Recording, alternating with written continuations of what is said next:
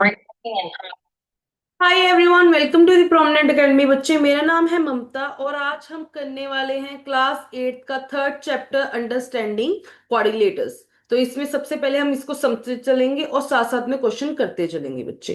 कि मैं सीधा एक्सरसाइज से शुरू करती हूँ। एक्सरसाइज से आपको अच्छे से समझ आएगा क्या क्या पूछा है इन्होंने। जैसे अगर मैं इसमें बात करूं तो इन्होंने हमें दिए हैं कि आपके पास ये कुछ शेप्स हैं। आपने बताना है कि क्लासिफाई करना है कि इनकी क्या कैटेगराइजेशन है। जैसे कि अगर मैं सिंपल कर्व की बात करूं, सिंपल कर्व का मतलब क्या है बच्चों? कि ये सिंपल कर्व में हमसे ये कहना चाह रहे हैं कि ऐसा कर्व जो अपने आप को कट ना करे। मतलब कि अगर मैं ऐसी डायग्राम बना रही हूँ तो ये अपने आप को कट करता ना चले, एक सिंपल रेगुलर वे में हो। जैसे कि फर्स्ट डायग्राम है, सेकंड डायग्राम है। देखो ये सर्कल के बीच सर्कल है तो ये नहीं हो सकता, ये भी अपने आप को क्रॉस करता है, ये नहीं हो सकता। ये डायग्राम हो जाएगी, ये डायग्राम हो जाएगी, ये हो जाएगी, ये खुद ये भी नहीं हो सकता, ये लग हो रहा है। अब अगर simple closed curve, simple close curve जैसे वो गेम नहीं खेलते होते कि जहां से शुरू किया वहां पे ही लेके आओ अपनी पेंसिल के साथ। सिंपली बच्चे इसमें भी वही रूल है, जो जहां से शुरू हुआ है वहां पे ही आके ही खत्म हो जाए उस चीज को। तो बच्चे उसमें भी ये सेम आंसर्स ही आएंगे, first second fifth sixth and seventh. तो फर्स्ट का आंसर क्या है, मैं यहाँ पे लिख देती हूँ आपके लिए। इसका आंसर है 1 2 5 6 एंड 7 फिगर। ये तो इसका आंसर भी सेम है, यही फिगर्स हैं इसमें भी। 1 2 5 6 एंड 7। पॉलीगन्स क्या होते हैं? पॉलीगन्स का मतलब होता है जो एक सिंगल पॉइंट से शुरू हुआ है और वहां से ही खत्म हो जाए। मतलब कि जो कि मेरे आंसर आ जाएंगे इसमें।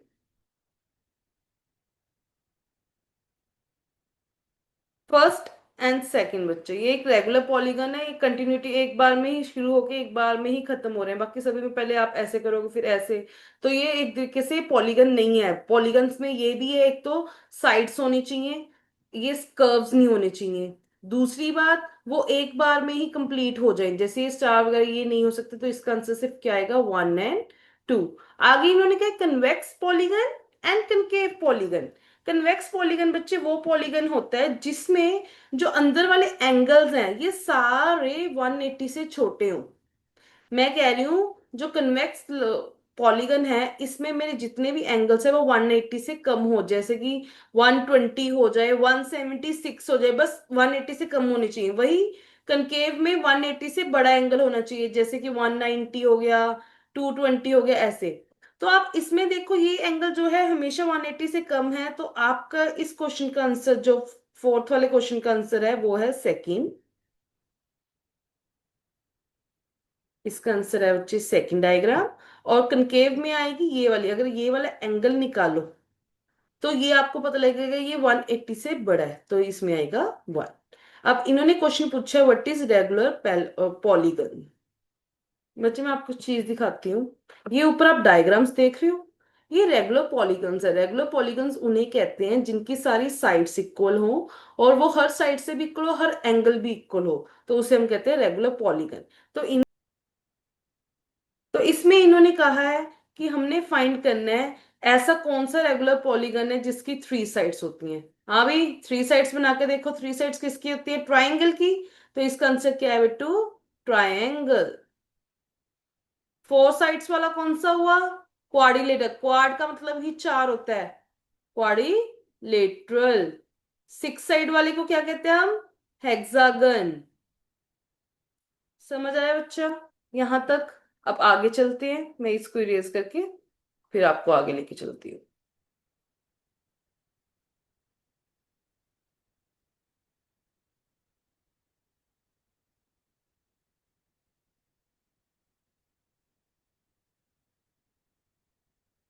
अब बच्चे इन्होंने यहाँ पे हमने कहा है कि अगर मैं सभी एक्सटीरियर एंगल्स होते हैं जब आप कोई शेप बना रहे हो, उनके बाहर जो एंगल्स बन रहे हैं उनका सभी का सम जो है हमेशा 360 के इक्वल होगा। ये लिखी हुई है यहाँ पे। मतलब कि जैसे कि आपको ये डायग्राम दी हुई है, इसमें सारे एक्सटीरियर एंगल दिए हैं और एक एक्सटीरियर एंगल पूछे, तो कैसे करेंगे? सभी का सम 180 के इक्वल का है। तो ये एक्सटीरियर एंगल कितना, 90 डिग्री। प्लस इसको लिखेंगे 50 डिग्री, फिर इसको लिखेंगे 110 डिग्री। और हमने एक जो फाइंड करना है उसको एक्स लिखेंगे। इन सभी का सम, सम का मतलब होता है प्लस। किसके इक्वल है, 360 के इक्वल लिख दो। अब करेंगे कैसे, लीनियर इक्वेशन लगा लेंगे।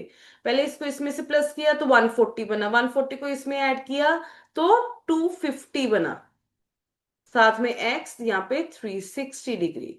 अब ये 250 यहाँ पे प्लस पे, जब इक्वल टू के दूसरी साइड जाता होता है ना बच्चे वैल्यू, तो प्लस वाली चीज माइनस हो जाती है, माइनस वाली प्लस। तो यहाँ पे ये प्लस में था, इस साइड जाके क्या हो जाएगा बच्चे, ये माइनस। जब आप माइनस करोगे तो आंसर आ जाएगा 110। ये देखो यहाँ पे सेम ही है। अब इसी वे पे इन्होंने कहा है कि जैसे आपके पास एक हेक्सागन की डायग्राम दे दी, कहते हैं इसमें बताओ जो ये एक्स वाई जेड जो जो जो ये बाहर वाले एंगल्स हैं, इनका सम क्या होगा बच्चों। अभी हमने किया एक्सटीरियर जितने भी एंगल्स होते हैं उनका सम किसके इक्वल होता है, 360।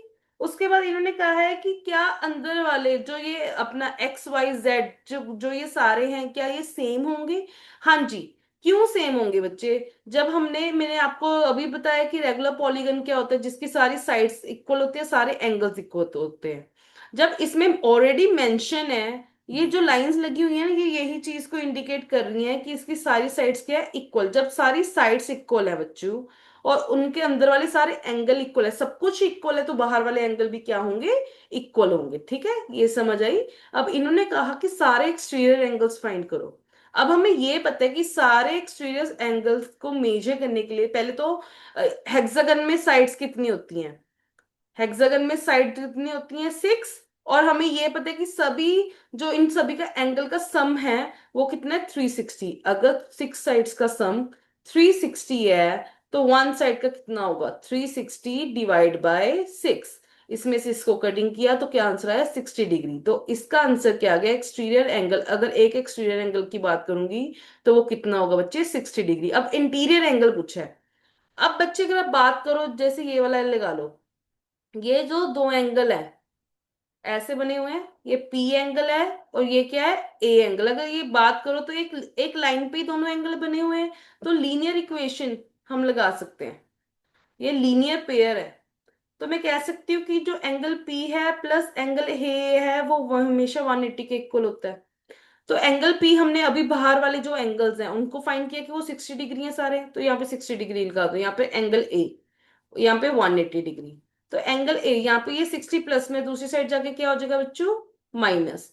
तो इसका आंसर क्या आ गया, 120 डिग्री। मतलब अंदर वाले कितने सारे एंगल्स का एंगल क्या होगा, 120 डिग्री।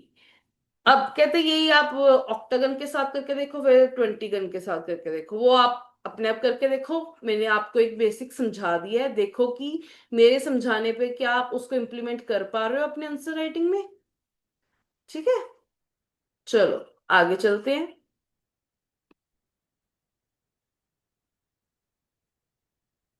अब नीचे वाले क्वेश्चन में इन्होंने हमें कहा है कि हमारे पास नंबर ऑफ साइड्स फाइंड करनी है। अब हमें एक एक्सटीरियर एंगल बता दिया। अगर एक साइड का एक्सटीरियर एंगल 45 डिग्री है और सभी का मिला के जो हमें पता नहीं वो 360 है, तो ये साइड्स होंगी कितने, तो 360 डिवाइड बाय 45। कटिंग करोगे बच्चे आंसर आ जाएंगी 8। मतलब 8 साइड्स के जो पर एंगल होगा वो 45 होगा। अगर आप फॉर्मूला जानना चाहते हो तो इसका formula number of sides n लिखते होते हैं। ये किसको इक्वल होते हैं, total sum of all angles, exterior angles. वो किसके इक्वल था बच्चे, 360। हमने अभी की एक ऊपर से 360 डिवाइड बाय ईच एंगल, एक सिंगल एंगल कितना है, वो कितना था हमारा 45, वही मैंने किया है। 360 ऊपर लिख दिया टोटल सम ऑफ एंगल, नीचे ईच एंगल, एक एंगल कितना है 45 डिग्री, इनको कट किया, एन आ गया हमारा 8। एन क्या है हमारा, नंबर ऑफ साइड्स।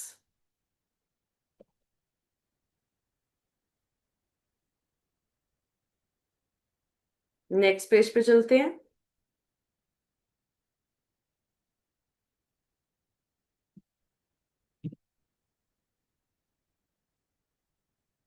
अब बच्चे इस एक्सरसाइज में सेम जो हमने अभी एग्जांपल में किया है वही करना है। एक्सटीरियर एंगल्स दो दिए हैं, तीसरा फाइंड करना है। तो क्या करेंगे, इन दोनों को प्लस कर देंगे, 125 प्लस 125 प्लस एक्स लिख दोगे इक्वल टू बोलो बोलो। 360 हमने अभी किया, angle sum of all exterior angle किसके इक्वल होता है? 360 के। अब इन दोनों को प्लस करोगे क्या बना ये? 250। 250 प्लस एक्स इक्वल टू 360। आप भी एक्स इधर लिख दोगे 360, ये प्लस में उस साइड जाके क्या हो जाएगा? माइनस, तो आंसर क्या आएगा? 110। तो ये एक्स की वैल्यू क्या आ गई बच्चे यहाँ पे? 110। Next question. इसमें भी सेम रूल अपनाओगे। अब आप कहोगे कि मैम यहाँ पे तो सिर्फ दो एंगल दिए हैं, यहाँ पे तो तीन दिए नहीं। बच्चे जब ये साइन ऐसे बना होता है ना, इसका मतलब ही 90 डिग्री होता है। मतलब ये एंगल भी 90 डिग्री है, और ये एंगल अगर ये 90 डिग्री है, तो लीनियर इक्वेशन से अगर ये 90 डिग्री है, तो 180 में से 90 माइनस करोगे तो ये भी 90 डिग्री का ही होगा। तो ये भी कितना है बच्चे? 90 डिग्री का। तो अब फाइंड हो सकता है, लेट्स सी।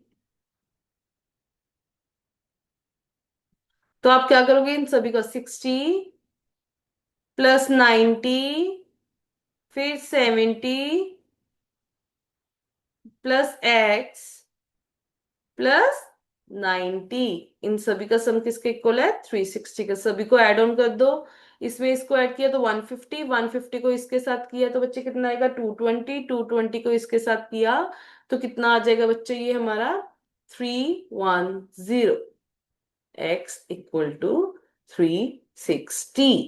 अब बच्चे इसमें ये यहाँ पे प्लस में है, दूसरी साइड जाके ये माइनस हो जाएगा, तो हमारा आंसर आ जाएगा 50 डिग्री। समझ आया बच्चे? इजी है। थोड़ा सा समझ के करोगे तो अच्छे से आपके आंसर आ जाएंगे बच्चे। मैं दोबारा से एक बार अगर देखती हूँ ऐड करके, 60 प्लस 90 प्लस 70 कर दूं, फिर 90 कर दूं तो 110। हाँ ठीक है। मेरे को था कि मैंने एडिशन में गलती तो नहीं की। नहीं, ठीक है बच्चे। तो इसका आंसर क्या आ गया? इसकी एक्स की वैल्यू क्या आ गई है हमारी? 50 डिग्री। नेक्स्ट क्वेश्चन पे चलते हैं। इन्होंने कहा है, अब आपने ईच एंगल फाइंड करने, जब आपको साइड्स गिवन है, हमें एग्जांपल में साइड्स फाइंड करनी थी, हमें एंगल दिया हुआ था। तो बहुत अच्छे क्वेश्चन में क्या करेंगे? अगर हमने ईच एंगल फाइंड करना है, तो टोटल सम तो हमें पता है। टोटल सम ऊपर लिख लोगे। यहाँ पे पहले साइड लिखते थे, नीचे एंगल था, तो ये एक दूसरे के साथ इंटरचेंज कर दिया, तो नीचे साइड्स आ जाएंगी। तो हमें ये पता है कि टोटल सम कितना होता है एक्सटेंडेड एंगल का? 360। 360 में से साइड्स कितनी? 9 दी है। इनको बस आप क्या कर लो? कटिंग करके देख लो क्या आंसर है। ये 1 पे जाएगा, 9 के टेबल पे देखो, ये 9 के टेबल पे 1 पे जाता है, और ये कहाँ पे जाएगा बच्चे? 4, और पीछे 0 लगे तो 40। तो मतलब कितने? एक एंगल कितना होगा हर साइड का? 40 डिग्री एक्सटीरियर एंगल, ये याद रखना। वैसे आप सेकंड वाला भी कर लोगे। सेकंड का ये फर्स्ट पार्ट है, सेकंड का ये सेकंड पार्ट है। जैसे मैं अगर सिंगल एंगल की बात करूं तो 360 डिवाइड बाय कितनी है साइड्स? 15। तो आप पहले 3 के टेबल पे कट करके देखते हैं। ये जाएगा 5 पे, और ये जाएगा 120। फिर इसको 5 के करेंगे, 5 वन जा 5, और इसको करेंगे तो इसका आंसर आएगा 24। मतलब इसकी हर साइड कितना कितना एंगल है बच्चे? 24 डिग्री। डिग्री लगाना जरूरी है, अगर आप नहीं लगाओगे तो आपका आंसर गलत माना जाएगा। ठीक है। अब इन्होंने कहा है कितनी साइड्स एक रेगुलर पॉलीगन की होंगी अगर उसका एक्सटीरियर एंगल इतना है। अब ये दिया हुआ है, हमने साइड्स फाइंड करनी है। तो एन का फॉर्मूला तो थर्ड के लिए ही क्वेश्चन, वो तो हमने किया ही है, टोटल सम ऑफ एंगल, और नीचे ईच एंगल। तो बेटू क्या करेंगे? 360 डिवाइड बाय 24। कटिंग करो, आपका आंसर आ जाएगा। ये पहले 2 के टेबल पे काट के देते हैं, ये आ जाए 2 के टेबल पे, क्या 3 के टेबल पे करते हैं। ये 8 पे जाएगा, ये 120। इसके बाद ये जाएगा 4 के टेबल पे, ये जाएगा 2 पे, ये जाएगा 30। फिर कटिंग करोगे, ये 1 पे जाएगा, ये 15। मतलब कितनी साइड्स होंगी? 15 साइड्स होंगी बच्चे। तभी जो हर एंगल है वो कितना होगा? 24 डिग्री। समझ आ रहा है बच्चों? एक बार मैं सारा ही रेज कर दूं, फिर आगे करवाती हूँ।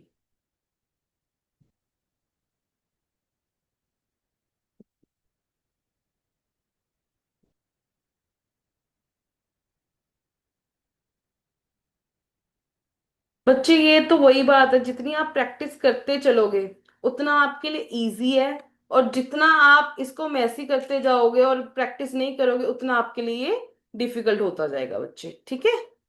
चलो अब हमारी बारी है नेक्स्ट क्वेश्चन की। अब नेक्स्ट क्वेश्चन में इन्होंने एक्सटीरियर एंगल नहीं दिया, इंटीरियर एंगल दिया। कहते हैं अगर अंदला हर इंटीरियर एंगल 165 है तो आप साइड्स फाइंड करो। बेटे बट हमने तो एक्सटीरियर का रूल पढ़ा था, बट मैंने आपको एक चीज बताई थी, exterior angle plus interior angle 180 के इक्वल होते हैं। क्यों? लीनियर इक्वेशन के थ्रू, लीनियर पेयर। तो एक्सटीरियर एंगल अगर फाइंड करना है, इंटीरियर हमें कितना दिया हुआ 165, तो 180 में से अगर मैं 165 को माइनस कर दूं तो बेटे मेरे को पता लग जाएगा एक्सटीरियर एंगल कितना है, 15 डिग्री। अब साइड्स फाइंड करना तो इजी है, एन करना है, यहाँ पे टोटल सम ऊपर लिखते होते हैं। हर जो एक्सटीरियर एंगल है अभी हमने फाइंड किया वो 15 है। इनको सॉल्व करो, ये 15 वन 15 होता है, ये 24 पे जाते हैं, तो कितनी साइड्स होंगी इसकी? 24 साइड्स। समझ आइए बच्चे बात कैसे हुआ? नेक्स्ट क्वेश्चन कहते हैं is it possible to have a regular polygon? क्या ये पॉसिबल है कि हम एक रेगुलर पॉलीगन बना पाए with each angle exterior angle 22? देखो अब साइड्स तो पहले फाइंड करनी पड़ेगी, फॉर्मूला सेम वही, 360 डिवाइड बाई 22 करो। अगर ये कंप्लीटली डिविजिबल होते हैं फिर तो बनेगा, नहीं अदरवाइज नहीं। कटिंग करके देखते हैं। ये 2 के टेबल पे 11 पे जाएगा, ये जाएगा हमारा 180 पे। इसके अलावा कुछ और कटिंग हो रही है? नहीं। अगर आप कटिंग करोगे तो आपका आंसर पॉइंट्स में आएगा, अप्रोक्सीमेटली 16.36 आएगा। तो पॉइंट्स में तो आना नहीं चाहिए, ऐसे तो हमारी कोई साइड्स होती नहीं, तो फर्स्ट वाला केस आ जाएगा। अगर नो, आपने ये प्रॉपर सॉल्व करके बताना है। आपने बताना है कि जो हमारा यहाँ पे प्रॉपर सॉल्व नहीं हो रहा, डिविजिबल नहीं है, तो ये कभी भी एक रेगुलर पॉलीगन नहीं बन सकता जिनकी हर साइड क्या हो जाए 22। वैसे ही इन्होंने नेक्स्ट क्वेश्चन में कहा है, कहते हैं can it be an interior angle of, क्या ये इंटीरियर एंगल बन सकता है? क्यों? और ये भी आपने बताना है। तो इसको करते हैं बच्चे, यहाँ पे कर देते हैं, चलो इरेज कर देती हूँ मैं इसको।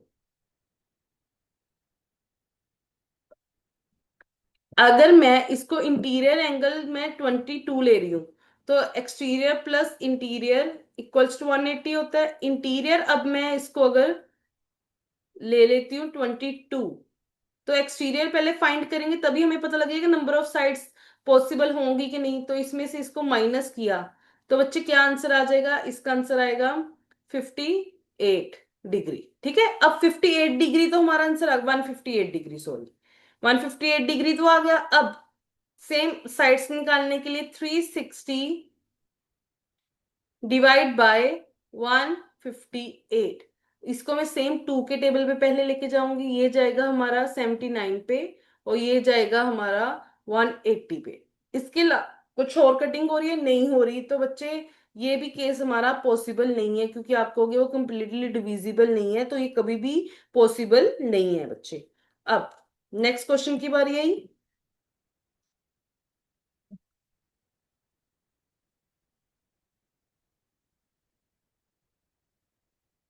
नेक्स्ट क्वेश्चन में कहते हैं कितना मिनिमम एंगल चाहिए पॉसिबली एक रेगुलर पॉलीगन बनाने के लिए और क्यों?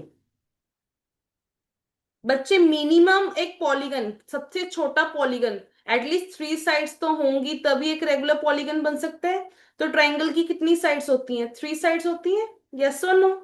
तो उन्होंने कहा है कि कितना मिनिमम इंटीरियर एंगल होगा। तो मेरी बात सुनो, अगर मैं इंटीरियर एंगल मैंने फाइंड करना है तो बच्चे इसका फॉर्मूला लगता होता है n-2 इंटू 180।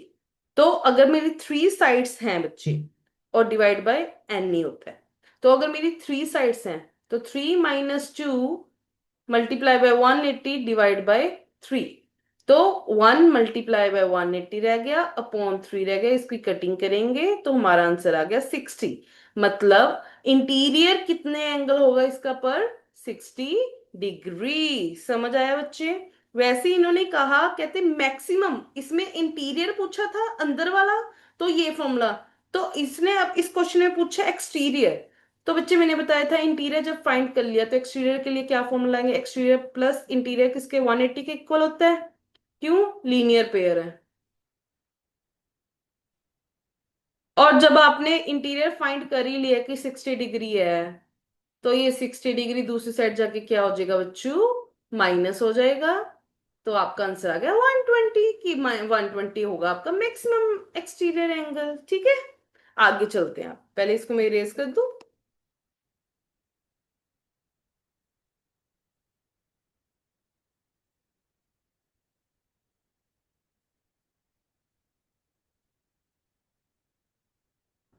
अब इन्होंने अलग अलग काइंड के कोऑर्डिनेटर्स बताए हैं। पहला है ट्रेपीजियम। ट्रेपीजियम की ये बात होती है कि इसकी दो साइड्स हमेशा एक दूसरे के पैरेलल होते हैं, वो कभी भी एक दूसरे के साथ इंटरसेक्ट नहीं कर सकती। ठीक है। फिर इसने काइट का बताया। काइट में क्या होता है, दो साइड्स एक दूसरे की इक्वल होती हैं। दो साइड छोटी होंगी, दो साइड बड़ी होंगी, बट इसमें से सारी साइड एक दूसरे की इक्वल नहीं होती, सिर्फ दो साइड से एक दूसरे के इक्वल हो सकती हैं बच्चे। फिर उसके बाद पैरेललोग्राम में क्या होता है, सारी साइड एक दूसरे के टेलर होती हैं बच्चे। इसके रिलेटेड कुछ क्वेश्चंस हैं, उनको हम ट्राई करेंगे बच्चे। एडजेसेंट साइड कैसे होती है, जैसे ये वाली एडी, सॉरी, ये एडी साइड और बीसी एक दूसरे के साथ साथ वाली जो साइड्स होती है उनको हम एडजेसेंट साइड्स कह देते हैं। तो इसमें इन्होंने कहा है कि कहते पैरामीटर फाइंड करो पैरेललोग्राम का। जब मैंने कहा पैरेललोग्राम में एक दूसरे के पैरेलल होती है, पैरेलल होने के बावजूद ये एक दूसरे के इक्वल भी होती है, तो बच्चे ये किस वे में होगा। मतलब अगर आप ये 7 सेंटीमीटर लिख रहे हो तो ये भी 7 सेंटीमीटर होगा, अगर ये 12 सेंटीमीटर तो ये भी 12 सेंटीमीटर होगा। तो इसमें आप ट्राइंगुलर का फॉर्मूला भी लगा सकते हो, वो जो होते हैं 2l+b। दो लेंथ सेम है, दो ब्रेथ सेम है, तो वो भी लगा सकते हो। अगर सिंपली करना है तो आप कैसे करोगे, 7 + 12 + 7 + 12, इनको ऐड ऑन करो, ये जैसे इन्होंने किया, आपका आंसर आ गया। पेरीमीटर, पेरीमीटर होते साइड्स फाइंड करना।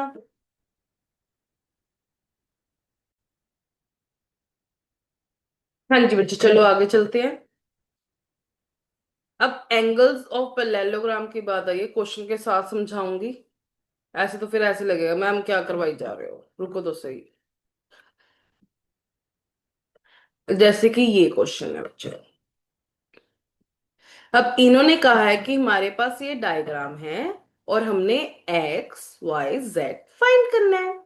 तो बच्चों अब क्या है, एक्स और बी एंगल एक दूसरे के इक्वल है, क्योंकि पैरेललोग्राम में ऑपोजिट एंगल्स एक दूसरे के इक्वल होते हैं, तभी इन्होंने कह दिया जो हमारा एक्स है वो कितना है, 100 डिग्री।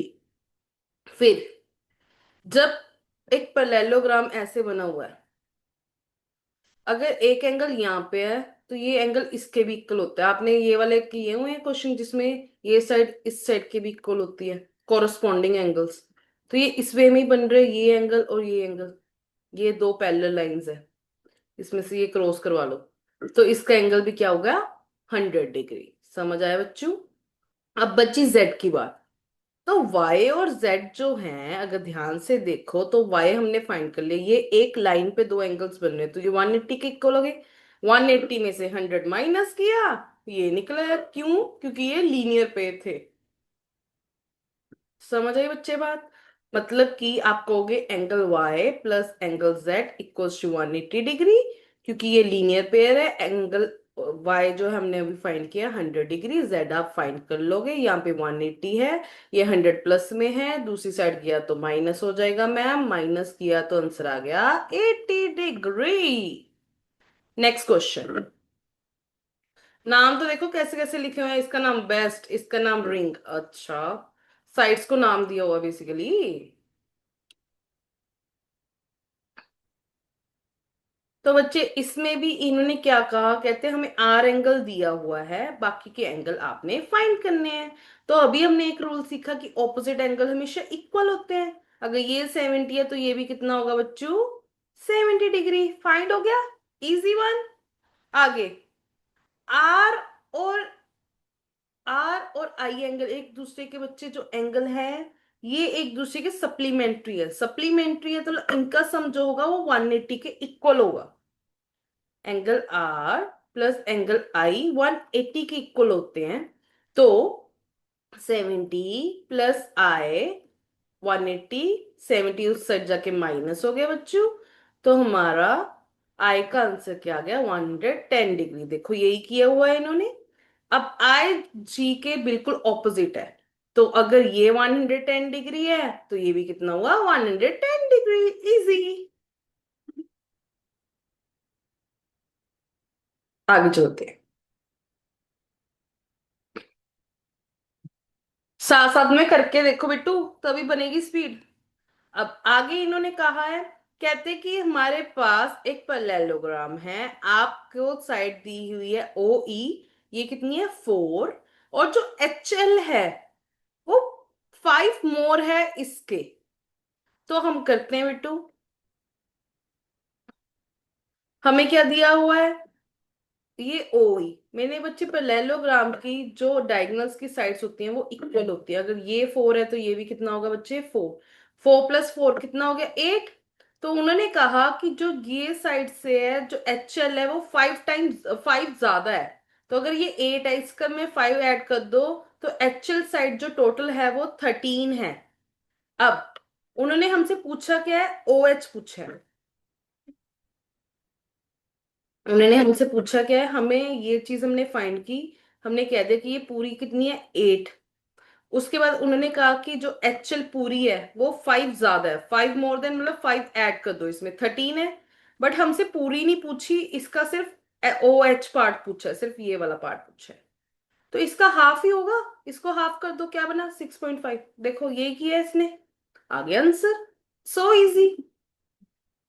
चलो बेटू, मैम आपको लगी जाता है इजी बेटू, practice make a man perfect.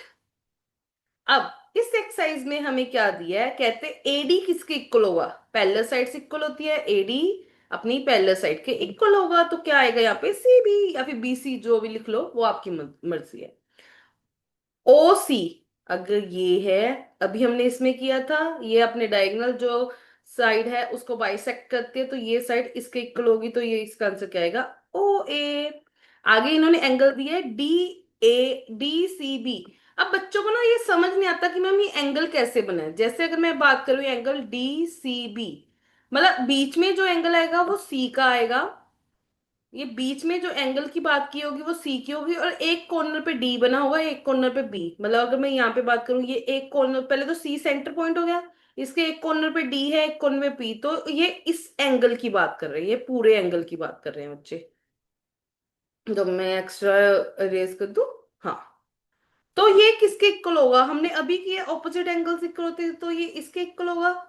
तो ये तो सेंटर पॉइंट हो गया, तो ए वाला तो बीच में आएगा, इसके साइड्स में क्या आएगा, इसके एक्सट्रीम एंड, इसके एंड में क्या है डी, दूसरे एंड में क्या है बी। मैम क्या हम इसको, आपने जैसे डी ए बी लिखा है, क्या हम इसको ए बी ए डी भी लिख सकते हैं। बिल्कुल बच्चे आप लिख सकते हो, इसमें कोई चक्कर नहीं था। आप इसको यहाँ पे लिख दो, चाहे इस पे यहाँ पे लिख दो, इस पे कोई इश्यू नहीं है। अब नेक्स्ट क्वेश्चन में इन्होंने ये कहा है, let me just raise it first.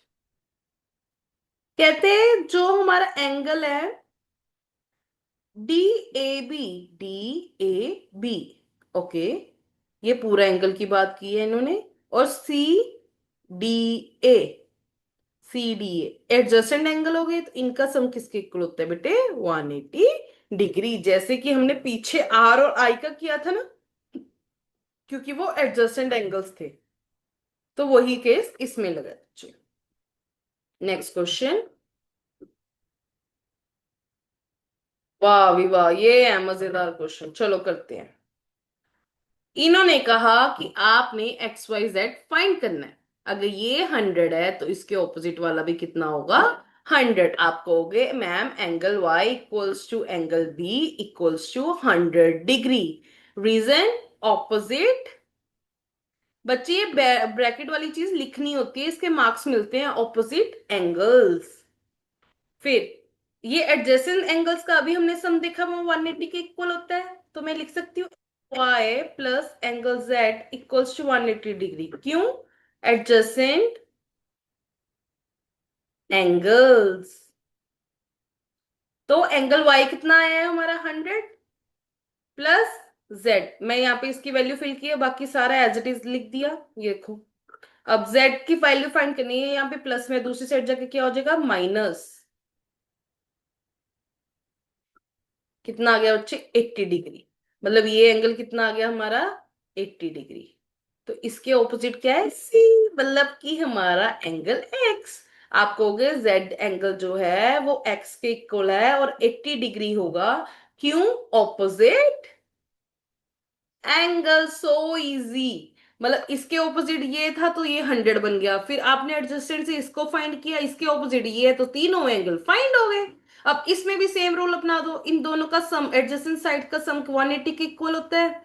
तो इससे आप 180 में से 50 माइनस करोगे, ये फाइंड हो जाएगा, इसके ऑपोजिट ये है, ये फाइंड हो जाएगा। ये दूसरे के एडजस्टेंट है, ये फाइंड हो जाएगा। इजी तो है भाई साहब। हवा बनाया हुआ है क्वेश्चंस को, practice make a man perfect, literally. अगर मैं बात करूं, मैं पहली बात करूं ये इन दोनों एंगल्स की, मैं सपोज करूं इसको नाम, मैं नाम क्या देना, मैं सीधा ही लिख देती हूँ एंगल 50 और y इक्वल्स टू 180 डिग्री। क्यों? Adjacent angles. ठीक है। अब 50 इस साइड प्लस में, दूसरी साइड जाके क्या हो जाएगा बच्चे? माइनस। 130 डिग्री आ गया। तो एंगल वाई अपना है 130। अगर ये 130 है तो इसके ऑपोजिट वाला भी कितना होगा? 130। तो आप लिखोगे angle Y equals to angle X equal to 130 degree. क्यों? Opposite angle. अब हमारा x निकल गया, y निकल गया, अब बचा z। आप लिखोगे x equal to angle z equals to 130 degree. Reason? Corresponding angle. That's all. Easy ना? आगे करते हैं, एक बार मैं इरेज कर दूं सारी स्क्रीन। बेटे एक बार समझ के सेम क्वेश्चन अपने आप करके देखो, फिर दोबारा से रिवाइंड करके देखो कि अगर आपसे कोई गलती हो रही है तो क्या, आप पे क्या गलती हो रही है। देखो इसको करने के बहुत ज्यादा तरीके हैं, वो आप पे डिपेंड करता है कि आप किस वे में इसको सोचते हो, किस वे में इसको करते हो। जैसे अब मैं इस क्वेश्चन की बात करूं, मैंने इसकी एडजेसेंट साइड ये ली, मैंने पहले इसको फाइंड किया। आप करना चाहो तो पहले इसको फाइंड कर सकते हो, आप इन दोनों का रिलेशन, ये भी तो एक दूसरे के एडजेसेंट है, पहले इसको फाइंड करके फिर इसके इक्वल कर सकते हो।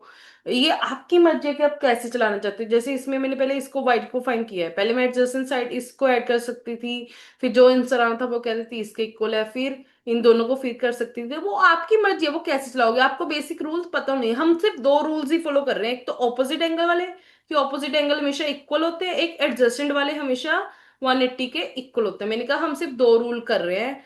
पहला रूल कि ऑपोजिट एंगल हमेशा क्या होते हैं? इक्वल होते हैं। सेकंड, एडजस्टेंट एंगल्स जो होते हैं उनका सम हमेशा 180 के इक्वल होता है। ठीक है। अब आई बात थर्ड क्वेश्चन की। थर्ड क्वेश्चन में अब हमने अगर फाइंड करना है बच्चे, मैंने बताया था ये चीज क्या इंडिकेट कर रही है कि ये 90 डिग्री है बच्चे। तो अगर ये 90 है तो ये भी कितना होगा? 90। क्यों? ऑपोजिट एंगल्स हो गए। तो आप लिख दोगे angle x equals to 90 degree. क्यों? Opposite angle. उसके बाद अब ये एक ट्रायंगल बन रही है बच्चों। तो ट्रायंगल में एंगल सम प्रॉपर्टी क्या होती है? जैसे मैं लिख दूं angle x plus angle y plus 30 degree. ये तीनों एक ट्रायंगल के जो सारे अंदर वाले एंगल्स होते हैं ना उनका सम 180 के इक्वल होता है। क्यों? एंगल सम प्रॉपर्टी से। ये एक प्रॉपर्टी होती है।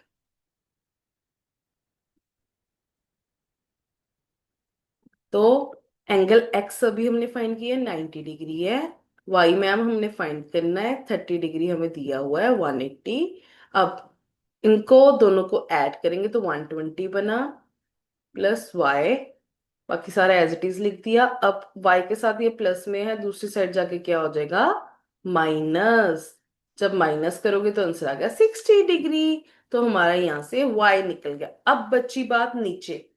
बच्चे जब ये दो लाइंस पैरेलल होती हैं तो ये एंगल जो है, इस एंगल के डोमेन, किस वे में लेके चलूं मैं आपको? अगर मैं ये, अगर मैं इसको सेम एज इट इज इसको उल्टा के इस साइड भी ले आऊं फिर भी वही चीज ही बनेगी। कि अगर मैं इसको उल्टा के इस साइड लेके आ रही हूँ तो ये एंगल जो है इस एंगल के इक्वल है, वही चीज की हुई है। तो आप लिखोगे angle y equal to z. अगर आप उस वे में करोगे तो आप कह दोगे alternative angles. Angle y equals to angle z equals to, y कितना निकला? 60 डिग्री। Adjacent angle. ये तो बच्चे एक मेरा तरीका है। एक और तरीका क्या है? जैसे आपने ये फाइंड कर लिया कि हमारा एंगल ये कितना है, वैसे ही ये हमारी जो पैरेलल लाइंस जा रही हैं इसके साथ रिलेट करोगे, ये भी 30 डिग्री है, तो सेम एक तरीके से सेम ही बन गया दोनों साइड पे। तो अगर ये 30 ये 90 है तो एक यही बचा, तो ये कितना होगा 60।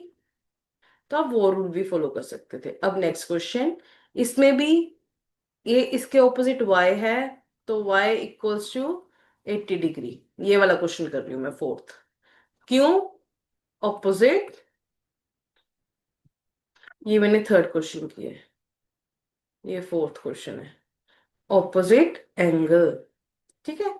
फिर ये दोनों एक दूसरे के एडजेसेंट है, और ये एडजेसेंट से पहले y और z एक दूसरे की क्या है, कॉरस्पॉन्डिंग है। तो ये भी कितना होगा 80 डिग्री कॉरस्पॉन्डिंग।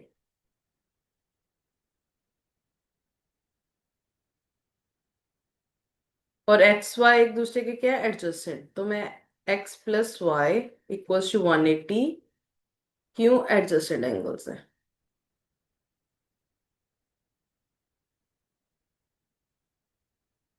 एक्स फाइंड करना है, वाई हमें पता है 80 है, ये 180 आ गया। 80 इस साइड प्लस में है, दूसरी साइड जाके माइनस हो जाएगा।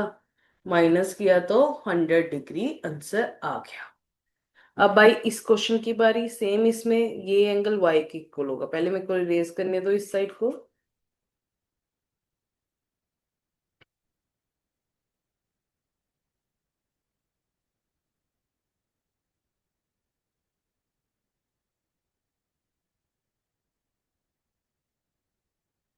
आप लिखोगे एंगल वाई इक्वल्स टू 112।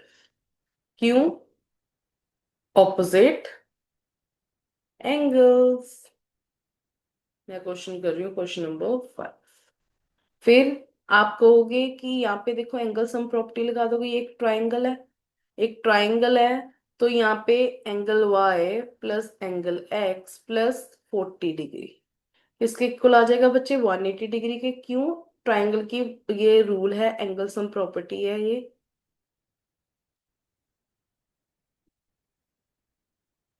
अब इसमें हमें एंगल वाई दिया हुआ था, वो 112।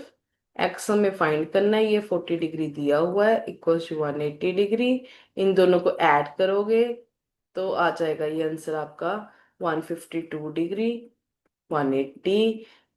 अब 180 में से 152 को माइनस कर दो, आपका फाइनल आंसर आ जाएगा, जो कि है 28 डिग्री। समझ आया?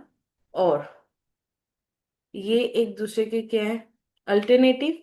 तो अगर ये हमारा जो है 28 है, तो वाई भी जेड भी कितना होगा, 28 डिग्री। Alternative angles. अगर वैसे भी नहीं करना,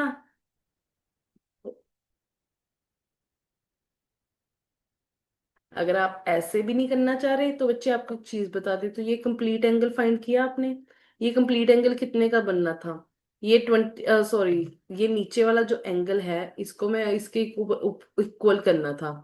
तो मैं इन दोनों के इक्वल करके अपना आंसर कर सकती थी, बट वो बहुत ही लंबा प्रोसेस होना था। तो हम इजी वे में चलेंगे, तो इस अकॉर्डिंग आपका आंसर आ जाएगा। बच्चे नेक्स्ट क्वेश्चन पे चलते हैं। Let me erase the complete page, just give me a second. Easy है बच्चे, वही प्रैक्टिस प्रैक्टिस करते चलो, इजी लगता चलेगा।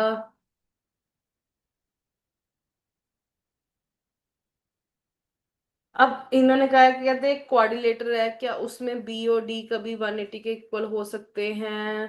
पहले तो एंगल्स के नाम इधर उधर कर दूं, तो मे बी पॉसिबल है अगर ये एक दूसरे के सप्लीमेंट्री हो। तो आप कह सकते हो कि इट इज पॉसिबल।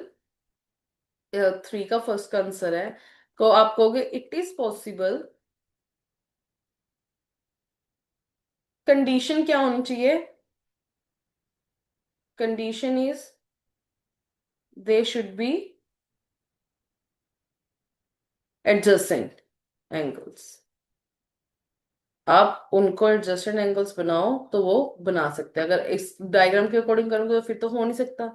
आपने इस तरीके से उनका नाम लिखो, जैसे ये बैंड वगैरह और कुछ अलग अलग नाम नहीं होते, अगर उसके अकॉर्डिंग करो, जैसे अगर मैं इसका नाम, ये तो मैंने एबीसीडी के अकॉर्डिंग ली है तो ये नहीं हो सकता। बाई चांस अगर मैं उन वैसे देखूं तो हम कर सकते हैं। अब इन्होंने कहा है, कहते बी ए बी जो है वो 8 है, जो ए डी सी है ये भी 8 है। अब एडी कितना है 4, और ये साइड है 4.4, बट मैंने कहा था ऑपोजिट साइड्स भी इक्वल होती हैं। तो क्या ये कंडीशन हो सकती है पॉसिबल? नो, कभी भी नहीं हो सकती, क्योंकि हमेशा ऑपोजिट साइड्स इक्वल होनी चाहिए। नेक्स्ट क्वेश्चन पे कहते एंगल, अगर ये मेरा 70 डिग्री है, और क्या ये 65 डिग्री हो सकता है? बेटू कभी भी नहीं हो सकता, क्योंकि अगर मैं एडजेसेंट साइड्स भी लूं तो 180 में से इसको माइनस करो तो 110 आता है।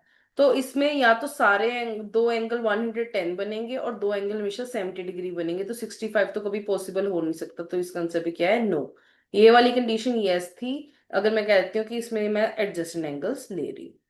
आगे इन्होंने कहा है, कहते हैं क्वाड्रिलेटर बनाओ जो कि पैरेललोग्राम नहीं है but has exactly two opposite angles of equal measures.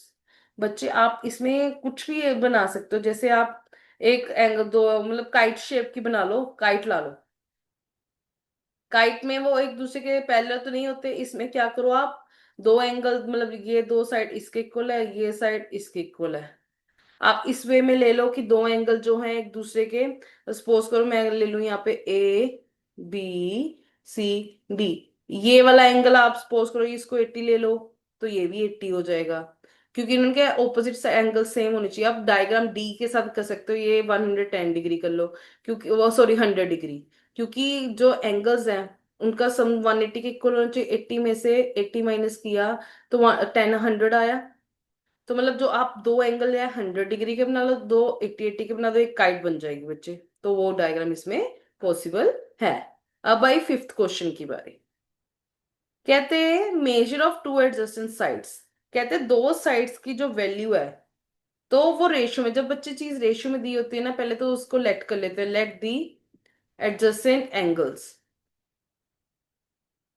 हम क्या लेट कर लेते होते हैं, जैसे ये रेशियो 3 है रेशियो 2, तो हम 3x एंड 2x कर लेंगे। ठीक है। उसके बाद इन्होंने कहा है, कहते हैं find the measure of each angle. तो बच्चे हमें पता है एडजस्टेंट एंगल्स का जो सम होता है वो किसके इक्वल होता है? 180 के। तो आप लिखोगे एडजस्टेंट एंगल्स, ये तो वैसे गिवन भी, अगर नहीं लिखोगे तो भी चलेगा। तो अब ये इन सबका सम किया तो 5x आ गया, 180। ये 5 इसके साथ मल्टीप्लाई में इक्वल टू के दूसरी साइड जाएगा तो बच्चे डिवाइड हो जाएगा। कटिंग करोगे, कटिंग करके आपका आंसर क्या आ जाएगा? ये आ जाएगा आपका 36 डिग्री। तो एक्स की वैल्यू क्या आ गई है आपकी? 36 डिग्री। बट मैम हमारा आंसर यहां तक तो कंप्लीट नहीं होता, ये मैं ऊपर वाला सारा इरेज कर रही हूँ। क्यों? क्योंकि हमें एक्स की वैल्यू नहीं पूछी, हमें तो एंगल्स पूछे, जिसमें से मैंने एक तो है, एक को माना था 3x, एक को माना था 2x। तो पहले 3x में 3 मल्टीप्लाई बाय एक्स की वैल्यू भरो 36, फिर तो इसको मल्टीप्लाई करोगे तो 108 आएगा, ये आ गया। वैसे ही 2 के साथ मल्टीप्लाई करोगे तो कितना आ गया? 72 डिग्री। ये बने हैं हमारे एंगल्स। समझ आई बच्चे बात? Next question. कहते हैं दो एडजेसेंट साइड्स जो होते हैं पैरेललोग्राम की, वो इक्वली मेजर की जा रही हैं। तो आप बताओ बाकी सारे एंगल्स कितने हो गए? अगर दो एडजेसेंट साइड्स, मैं सारा ही रेस करके आपको डायग्राम बना के दिखा रही हूँ। तो वैसे तो सिंपली इसका आंसर 90 डिग्री आना है बेटू, क्योंकि एक 90 डिग्री की सिचुएशन ऐसी होगी जिसमें सारे एंगल्स एक दूसरे के इक्वल है, बट वो कैसे होगा मैं अभी आपको बता देती हूँ। मैं भी ये कोई प्री प्रिपेयर नहीं किया हुआ, आपके साथ ही सॉल्व कर रही हूँ, तो साथ साथ में आपको करके बताती हूँ। जैसे सिक्स क्वेश्चन में इन्होंने कहा है कि आपने पैरेललोग्राम इस वे में बनाना है कि आपकी एडजेसेंट साइड्स, ये इस ए मान लो, ये बी मान लो, ये सी और डी, इसकी एडजेसेंट साइड्स इक्वल है। एडजेसेंट साइड इक्वल है मतलब इसको एक्स ले रहे हो तो ये भी एक्स है, और ऑपोजिट इसके ये होता है तो ये भी एक्स हो गया, इसके ऑपोजिट ये तो ये भी एक्स हो गया। तो आप क्या कह रहे हो? Angle x plus angle x plus angle x plus angle x. अगर आप ऐसे भी नहीं ले रहे, 2 मिनट, तो आप सिंपली एडजेसेंट साइड्स का सम किसके इक्वल होता है? 180 के ना। आप वही रूल ले लो, 180 के इक्वल होता है। तो एक्स प्लस एक्स कितना होता है, 2x, ये 180। एक्स की वैल्यू क्या आ गई, ये 2 इस साइड जाके डिवाइड हो जाएगा, कटिंग की तो 90 आ गया बेटू। देख, अगर एक्स की वैल्यू 90 आ गई मतलब सारे एंगल कितने के आ गए, 90 डिग्री। समझ आया बच्चों? नेक्स्ट क्वेश्चन, सेवेंथ क्वेश्चन पे चलते हैं। कहते हैं आपके पास ये डायग्राम है, इसमें से आपने एक्स वाई जेड निकालना है। ये तो सेम ऐसा क्वेश्चन नहीं हो गया? खुद करोगे कि मैं करा दूं? मैम करा दो, आप तंग कर रहे हो, करवा देते हैं मैं जानवर कहने लगी थी, जान पे रुपया की गलत मत समझ लेना। तो अब बेटू क्या चीज है, पहली बात जो एंगल ई है वो मेरे 70 डिग्री के इक्वल हो जाएगा, क्योंकि ये एक दूसरे की क्या है, सप्लीमेंट्री एंगल्स हैं। अगर मैं करना भी चाहूँ तो ये एंगल मैं पहली बात तो इसके इक्वल कह दूं कि ये एक दूसरे के इक्वल हैं। और अगर मैं इसको एक्स ले लूं तो ये एक लीनियर इक्वेशन में है। लीनियर इक्वेशन में है तो ये 71 में 180 में से 70 माइनस कर रही हूँ मैं, करके बताती हूँ। आप वो वाला मेथड लगाओगे तो मैम क्या कर रहे हो ऐसे हो जाओगे। पहले तो मैं इसको एक्स लेट कर रही हूँ, ठीक है। तो मैं कह रही हूँ लेट, नहीं, मैं कहूंगी इस एंगल का नाम लिखना हो तो मैं क्या लिखूंगी, HEP। मैं लिखूंगी HEP इक्वल्स टू एक्स। तो मैं कहूंगी देयरफॉर ये एंगल का क्या नाम होगा, HOP। HOP equal to x, opposite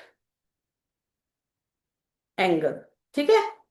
फिर मैं कह दूंगी एक्स और जो मेरा ये वाला एंगल है ये एक दूसरे के क्या, लीनियर। तो मैं कह दूंगी angle x plus 70 equals to 180। क्यों? क्योंकि ये मेरे क्या है, लीनियर पेयर है। बेटो जब मैंने लीनियर पेयर कह दिया तो ये एक्स इस साइड प्लस में है, उस साइड जाके माइनस हो जाएगा। तो आंसर आ जाएगा 110। 110 आ गया तो मतलब ये कितना है मेरा, 110 आ गया एंगल। ओ सॉरी, मैंने क्या गलती की?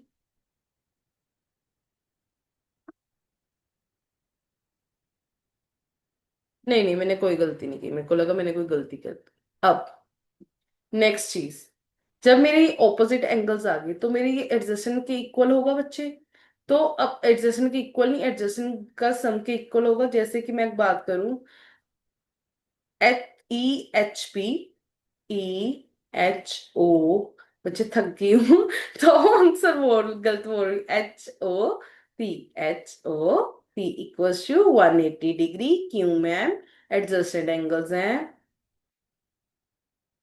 अब आप कहोगे कि मैम ये EHO में 40 और Z दिया तो इसको एज इट इज लिख लो ना, क्या दिक्कत है। और अभी हमने ये फाइंड किया, ये कितना निकला है हमारा, 110 डिग्री। तो इसको सॉल्व करो, ये कितना बन गया, Z प्लस इन दोनों को ऐड किया तो 150 हो गया, 180 आ गया। जहाँ पे 150 प्लस में है, दूसरी साइड जाके माइनस हो जाएगा। तो Z की वैल्यू कितनी आ गई बच्चे, 30 डिग्री। वही अगर मेरा जेड 30 डिग्री है तो ये साइड जो है इनके बिल्कुल ऑपोजिट जो है एंगल्स एक दूसरे के इक्वल आने थे, इक्वल आने थे। अब इस कंडीशन में मैं इनको सेम तो नहीं कर सकती। तो इसमें बच्चे आप सेम ये रूल लगा सकते हो कि ये 40 है तो ये भी 40 हो जाएगा, क्योंकि दो पैरेलल लाइंस में, अगर दो पैरेलल लाइंस हैं इनके ऑपोजिट एंगल्स हमेशा एक दूसरे के इक्वल होते हैं। अगर ये 40 डिग्री है तो ये वाई भी कितना होगा, 40 डिग्री। समझ आई बच्चे बात? Next question.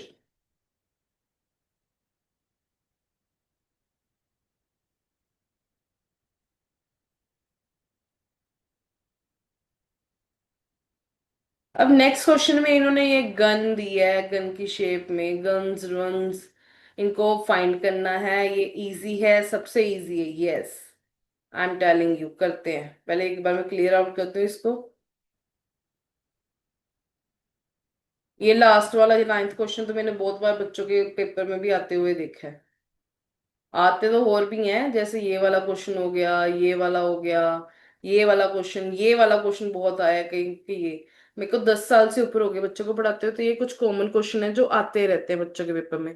अब इस 8th क्वेश्चन में हमने एक्स और वाई की वैल्यू फाइंड करनी है। जब हमने बच्चे ये सीखा था कि ऑपोजिट साइड एक दूसरे के इक्वल होती हैं, तो ये साइड इस साइड के इक्वल होगी, तो आप कह सकते हो क्वेश्चन नंबर 8 फर्स्ट पार्ट, कि एस जी जो है वो एन यू के इक्वल है, ऑपोजिट साइड्स।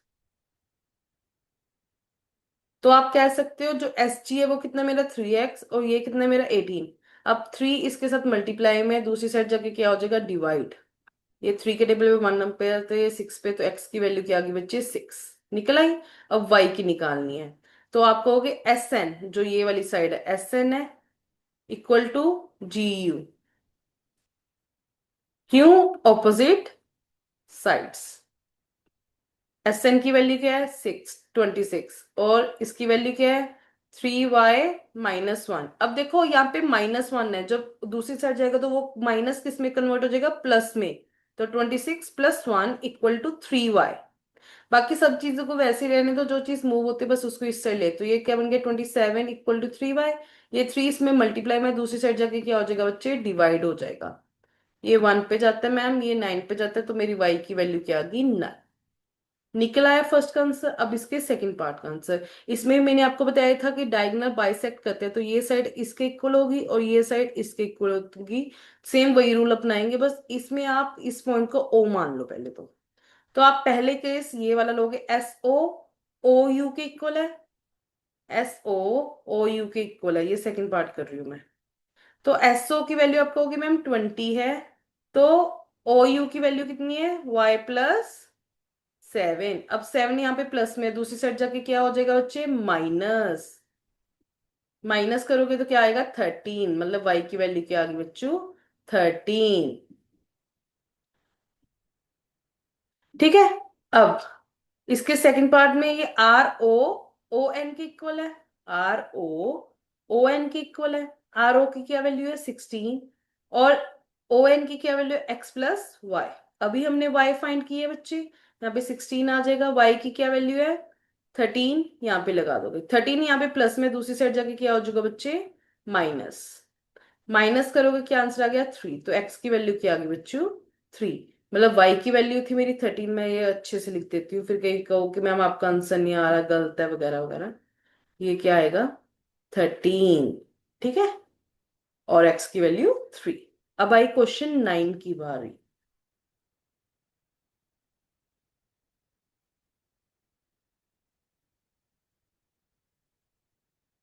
इस क्वेश्चन में बच्चे हमने x निकालना है, बट बड़े तरीके से निकालना पड़ेगा। यहाँ पे आपको दो पर अपना पैरेललोग्राम्स दिए हुए हैं जो एक दूसरे के साथ इंटेंगल है। तो अगर मैं इस ट्राइंगल की बात करूं, पहले तो ये वाली लेते हैं, ECUL1। ठीक है। तो अगर ये साइड हमें 70 दी हुई है, तो ये भी कितना होगा, इस साइड भी ये भी कितना होगा, 70 होगा। यस और नो। और वही अगर मैं अब दूसरी साइड ले लूं, ये वाला कलर लेते हैं, ये दूसरी पैरेललोग्राम है। अगर ये साइड हमें 120 डिग्री दी है, तो इसकी एडजेसेंट साइड अगर हमने फाइंड करनी है, तो हम क्या करते होते हैं, माइनस करते होते हैं। तो आप इसको कैसे लिखोगे, मैं सारा इरेज कर रही हूँ, आपको एक मैं दोबारा से लिख के बताती हूँ कैसे लिखोगे। एक आपको फॉर्मेट समझ आ गया ना। बेसिकली मैं क्या बनाने की कोशिश कर रही हूँ, ये मैं ट्राइंगल जो है, इस ट्राइंगल में से दो साइड मिल जाएगी तो तीसरी फाइंड करने की कोशिश कर रही हूँ। तो आप पहले तो कहोगे कि मैम, नाइन्थ क्वेश्चन में angle L equals to angle E equals to 70 degree. क्यों, ऑपोजिट एंगल्स। फिर दूसरी कंडीशन में आप कहोगे कि मैम एंगल के, जो ये वाला है, plus angle S equal to 180 degree. क्यों, एडजस्टेंट एंगल्स हो गए मैम। तो बेटे के कितना दिया हुआ है, 120। एस हम फाइंड कर लेंगे, प्लस कर दो यहाँ पे।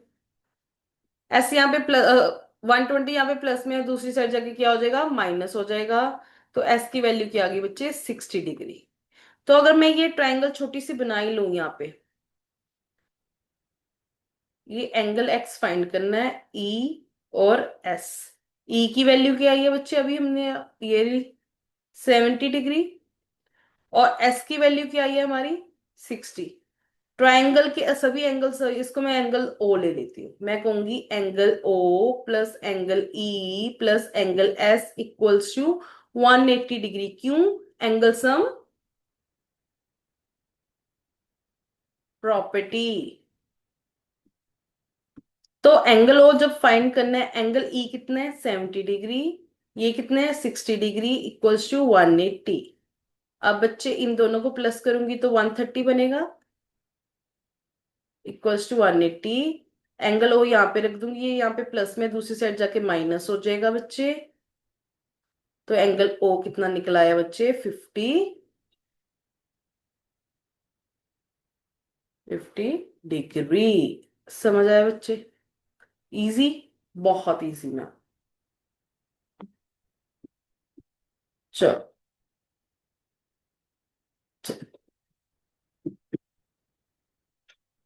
नेक्स्ट क्वेश्चन पे चलते हैं, पहले इसको मैं क्लीन कर दूं।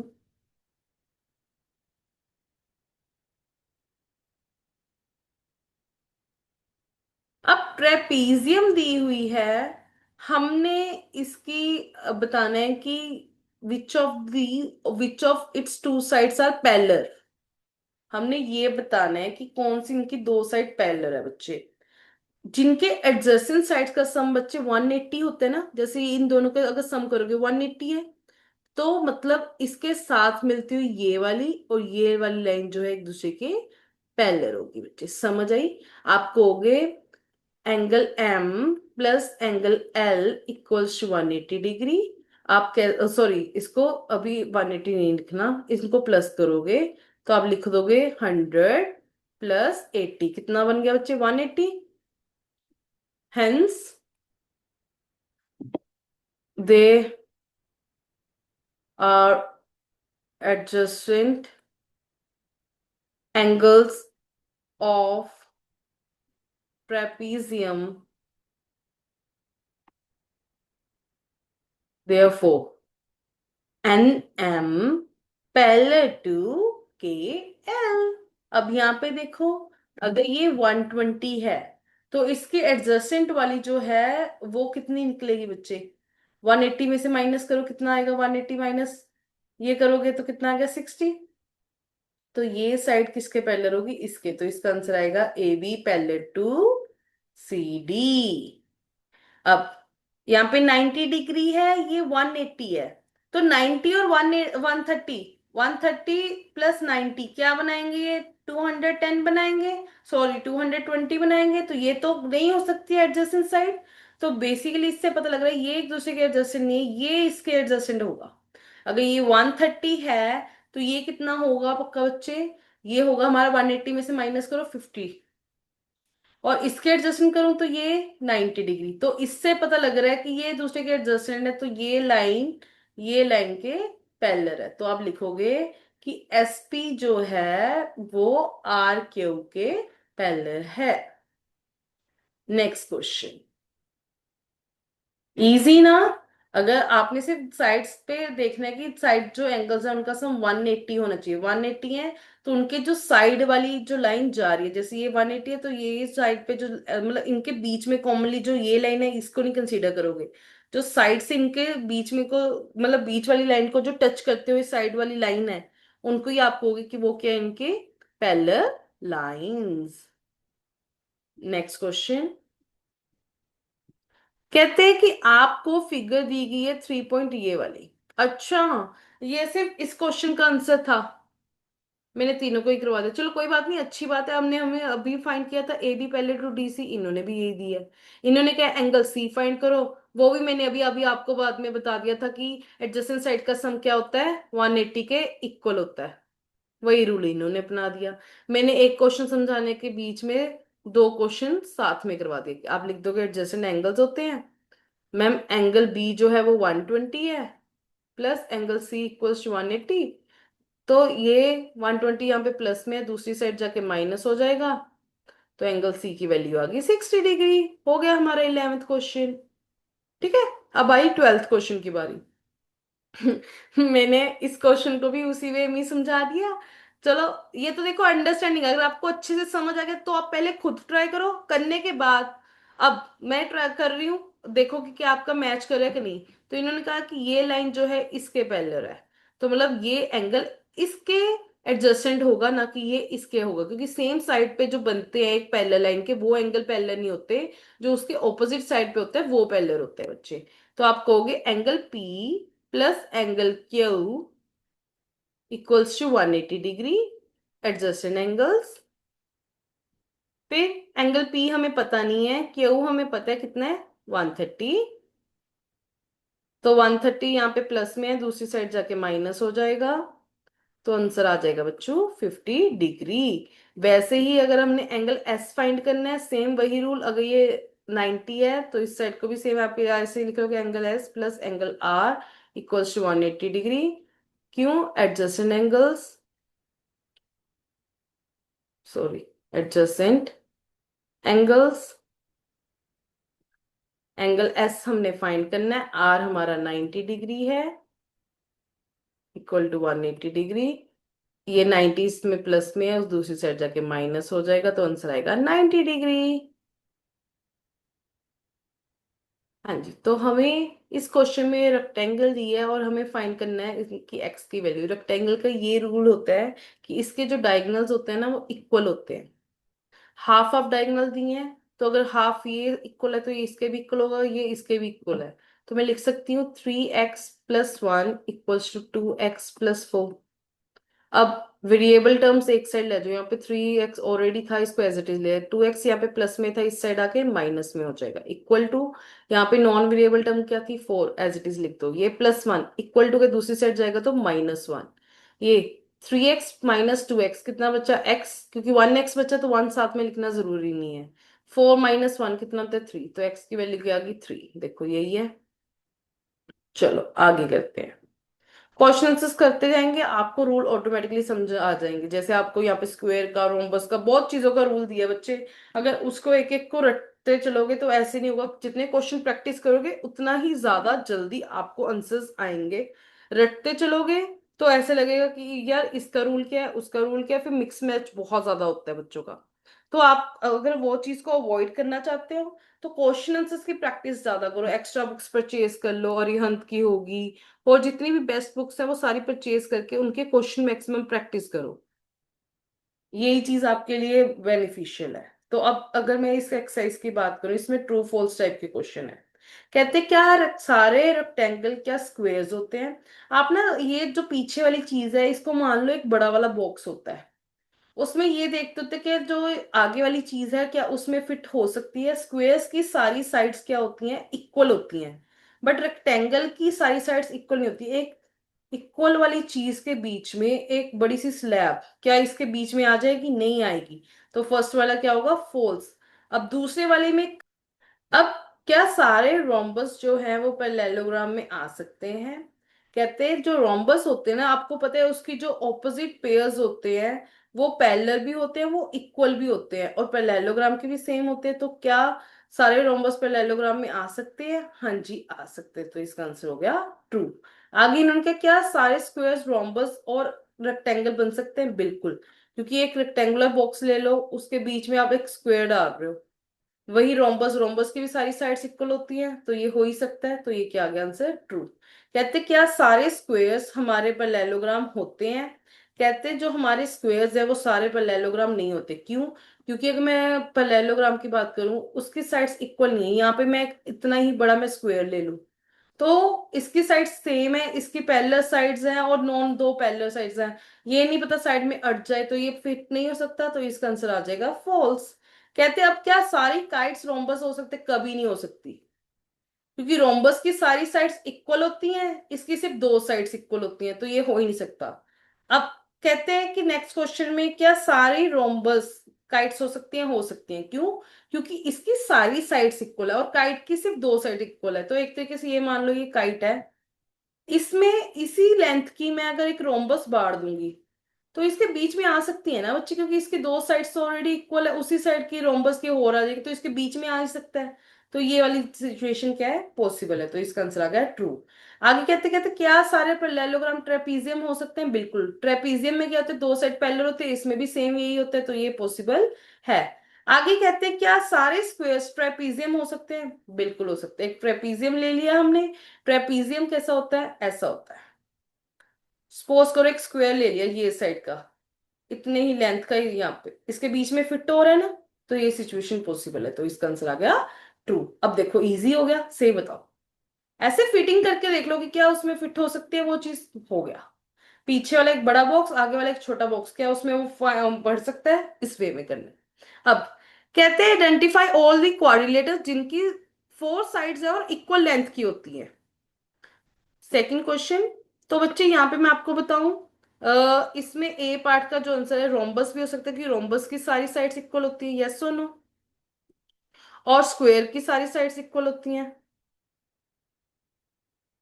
और अगर मैं काइट भी ले सकती हूं, कंडीशन ये है कि अगर मेरे जो पेयर्स हैं, if pairs, both pair are equal, अगर सारे पेयर्स इक्वल हो जाए तो उस कंडीशन में काइट भी हो सकती है बच्चे।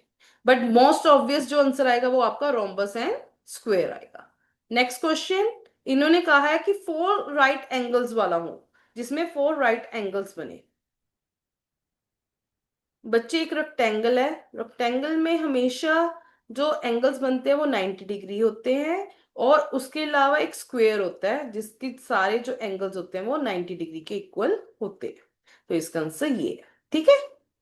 अब आई बात थर्ड क्वेश्चन की। कहते हैं explain how a square is quadrilateral. कहते हैं क्वाड्रिलेटर कैसे, क्वाड का मतलब तो चार साइड और स्क्वायर की चार साइड्स होती हैं। तो आप पहले, मैं यहाँ पे लिख देती हूँ थ्री का फर्स्ट का आंसर। तो आप लिखोगे अ स्क्वायर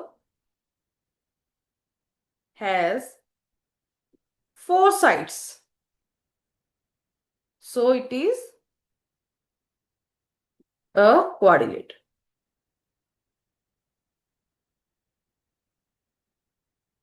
अब नेक्स्ट में क्या है, पैरेललोग्राम। पैरेललोग्राम में क्या होता है, ऑपोजिट साइड्स पैरेलल भी होती है और इक्वल भी होती है। तो वो स्क्वायर में भी तो सेम ही होता है, जैसे ये स्क्वायर है एक दूसरे के पैरेलल भी हैं और ये इक्वल भी होती हैं।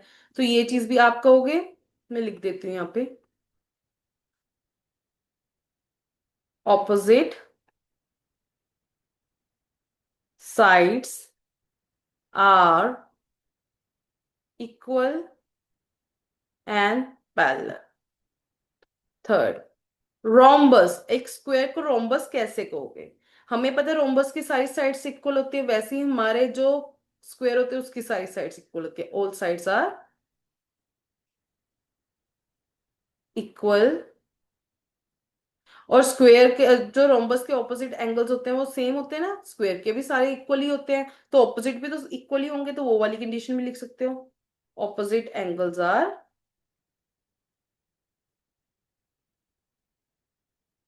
इक्वल।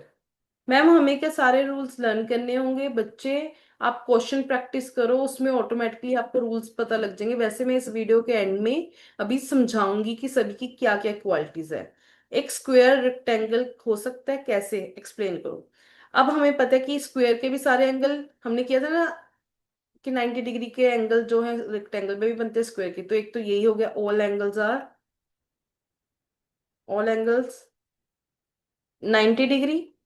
और ऑपोजिट साइड्स क्या होती हैं, इक्वल, ऑपोजिट साइड्स इक्वल, ठीक है। अब नेक्स्ट क्वेश्चन में, फोर्थ क्वेश्चन में इन्होंने name the quadrilateral whose diagonal bisect each other.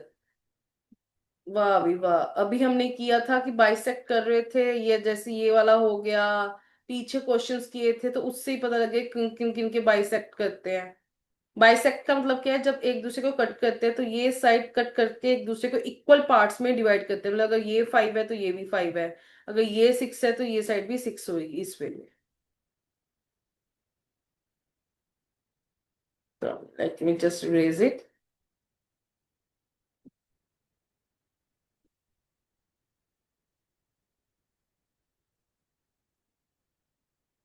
हाँ बेटे, तो फोर्थ क्वेश्चन में ऐसे क्वाड्रिलेटर्स बताने हैं जिन जो एक दूसरे को बाइसेक्ट कर रहे हैं। पहले तो आ गया पैरेललोग्राम, ठीक है। फिर आ गया रेक्टेंगल, अभी मैम हमने की है इसकी तो लेटेस्ट में ही। फिर होते हैं एक रोम्बस। अगर रोम्बस की बात की है तो हमने कहा था सारे रोम्बस क्या होते हैं, काइट्स भी होते हैं, सारे रोम्बस क्या होते हैं, हमारे स्क्वेयर्स भी होते हैं। तो इसमें क्या आ जाएगा, स्क्वायर्स। नेक्स्ट, क्वाड्रिलेटर्स जिनके डायगोनल परपेंडिकुलरली, मतलब हमेशा उनको जब कट करेंगे तो वो 90 डिग्री पे करेंगे। एक तो काइट ही हो गया, मैंने काइट्स के बताए थे आपको।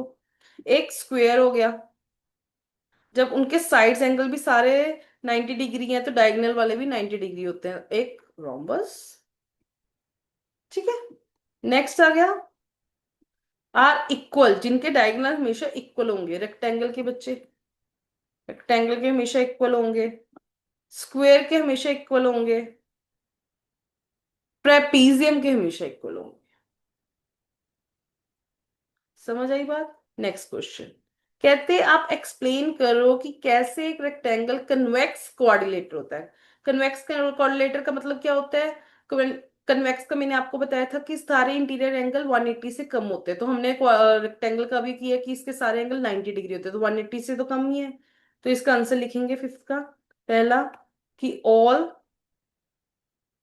इंटीरियर एंगल्स लेस देन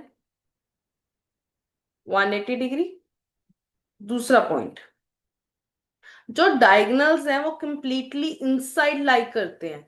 एक कन्वेक्स और कनकेव में ये भी डिफरेंस था कि कनकेव में क्या था कि डायगोनल्स बाहर को बनते थे, जैसे ये डायग्राम है, तो इनके डायगोनल्स बाहर को भी बनते थे, बट इसमें कंप्लीटली इनसाइड बनते हैं। और हमारे जो रेक्टेंगल है उसके भी सारे अंदरली साइड को बनते हैं। तो लिखोगे द डायगोनल्स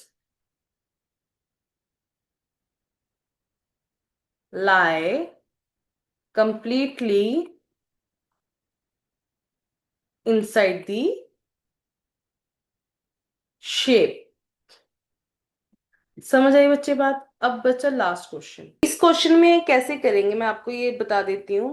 कहते हैं अगर हम क्या करें कि जो हमारा ये हाइपोटेन्यूज है, इस ट्रायंगल का जो हाइपोटेन्यूज है, इसको डायमीटर मान के मैं यहां से अगर सर्कल ड्रॉ कर लूं, मतलब इसको हाइपोटेन्यूज मान के यहां से अगर सर्कल ड्रॉ कर लूं, तो हमें पता है ये मिड पॉइंट से जो रेडियस है हर साइड का क्या होता है, इक्वल होता है। तो मतलब मैं ये कह सकती हूँ कि मेरी जो ओ है वो ओ बी के भी इक्वल होगी और ओ सी के भी। क्यों? क्योंकि जो आप रेडियस है किसी भी साइड से ले लो वो हमेशा क्या होता है बच्चों, इक्वल होता है। यही चीज मैंने यहाँ पे लिखा है कि मेरे जो राइट एंगल ट्राइंगल है इसके मिड पॉइंट जो हाइपोटेन्यूज है वो इक्वल डिस्टेंस पे बनता है। कैसे? कि जैसे अगर कहते हैं मैं सर्कल ड्रॉ कर लूँ हाइपोटेन्यूज से एज अ डायमीटर, वो सारे वर्टेक्स से क्रॉस होगा, जिससे मेरा ओ ए इक्वल्स टू ओ बी हो जाएगा, इक्वल टू ओ सी। अब आई बात इनकी। अब इनकी प्रॉपर्टीज को मैं आपको एक एक करके समझा देती हूँ कि इनकी प्रॉपर्टीज में है क्या। अगर मैं इनकी प्रॉपर्टीज की बात करूं तो मेरे पास यहाँ पे आपको 5 कोऑर्डिनेटर्स दिए हुए हैं। 5 कोऑर्डिनेटर्स में